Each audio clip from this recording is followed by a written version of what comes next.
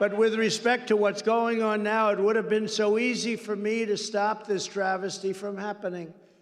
He understood me, and he understood that I didn't play games. This would not have happened. Someday I'll tell you exactly what we talked about. But we talked about it. And he did have an affinity, there's no question about it, for Ukraine.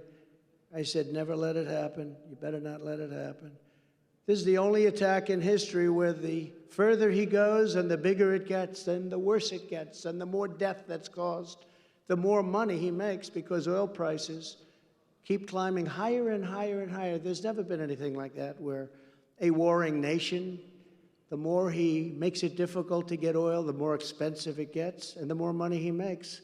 And all those tanks roaming around are very expensive, but they're peanuts compared to the kind of money that he's making because of the tremendous increase in oil. You know, when I left, and during my term, oil was at $36 a barrel. Think of it, 36.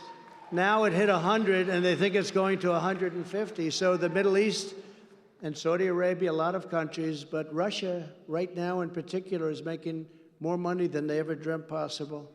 The cost of the war is very, very small compared to the kind of money they're taking in. There's never been a situation like that. It's horrible to watch. It's horrible because it's a disincentive for him to disengage. Remember, Joe and Hunter Biden got $3.5 million from the mayor of Moscow's wife and were never allowed to explain in the debate. Remember we had the debate? And I said, hey, what'd you do with the $3.5 million that you got from the mayor of Moscow's wife? And Chris Wallace, who I assume was now fired from Fox, which is good. He said that's not an appropriate question. That turned out to be another one. Trump was right. That turned out to be another very appropriate question. He got $3.5 million from the mayor of Moscow's wife. Very rich family, I will tell you that. This is a conflict of interest, but at the same time, Joe Biden bragged unknowingly on tape, and this was on tape, can you imagine if I said it, about getting rid of a Ukrainian prosecutor, or he wouldn't allow $1 billion of American taxpayers' money to be given to Ukraine.